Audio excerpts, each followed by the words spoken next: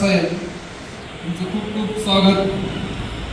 आदरणीय आयोजकाची मोठे साहेब, आदरणीय नावलाची बंगला साहेब, माजी नगरसेवक, माजी उपनगराध्यक्ष आणि त्यांनी पाहणी नगराध्यक्ष व्हावं हे त्यांना शुभेच्छा.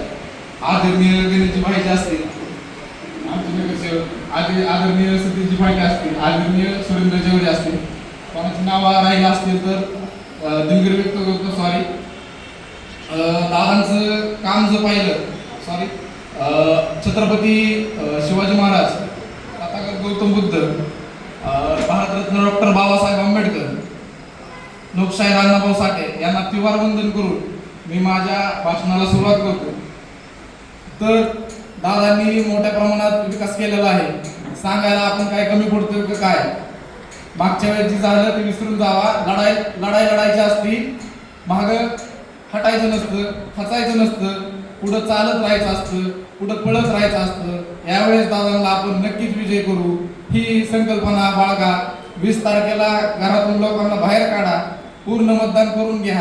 काही ठिकाणी काय असेल, चुकला असेल तर सॉरी म्हणा, दिलगिरी व्यक्त करा. दादांनी केलेलं काम हे लोकांना सांगा की चारी बाजूनी रिंग रोड असतील, महायुतीच्या सरकारने केलेलं आहे. त्याच्यामुळं काही शेतकऱ्यांचं चांगलं झालं, काहींना आर्थिक पाठबळ मिळालं. त्याच्यामुळं तर मेडिकल कॉलेज असेल, पुण्यश्लोक अहिल्यादेवी होळकर हे एक नाव दिलेलं आहे, हे चांगलं नाव आहे. तर नगरपालिका असेल, प्रशासकीय भवन असेल, तिकडे जाऊन बघा. आणि यावेळेस लोक म्हणतात की गेल्या वेळेस आम्ही ताईंना मतदान केलं, पण यावेळेस दादांशिवाय पर्याय नाही. तर दादांना आपण असाच विश्वास द्यावा, दादांच्या पाठीमागं ठामपणे आपण उभं राहावं. तर येणाऱ्या काळामध्ये तर काय करावं काय नाही करावं हा विचार सोडून द्यावा. फक्त आणि फक्त दादाच हे विचार करावं. मला भारतरत्न डॉक्टर बाबासाहेब आंबेडकर यांचा अभिमान आहे, म्हणजे माझ्या बापाचा अभिमान आहे. मी या व्यासपीठावर बोलायला त्यांच्यामुळेच आज आलेलो आहे. त्यांचा उपकार आम्ही कधी विसरणार नाही.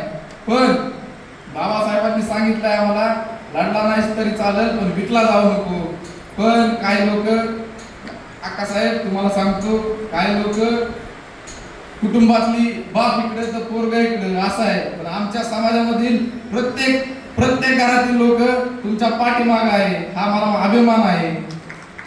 मला अभिमान वाटतो की आमच्या आमराईमधील कुणीही कुठं गेलेलं नाही, नगरसेवक असतील कुणीही कुठल्या गेलेलं नाही. दुसरी इथं बाहेर गेलेले आहे, एक पोरग इकडं, एक भाऊ इकडं, एक भाऊ तिकडं असं झालेलं आहे. तर काय चुकला असेल तर मी दिलगिरी व्यक्त, पण आम्ही दादांसाठी पूर्णपणे भारतीय जनता पार्टी असेल, शिवसेना असेल, सर्व तुमच्यासाठी काम करू. एवढं बोलून मी थांबतो. धन्यवाद अक्षयजी. माजी सभापती दत्तात्रयजी लोढे.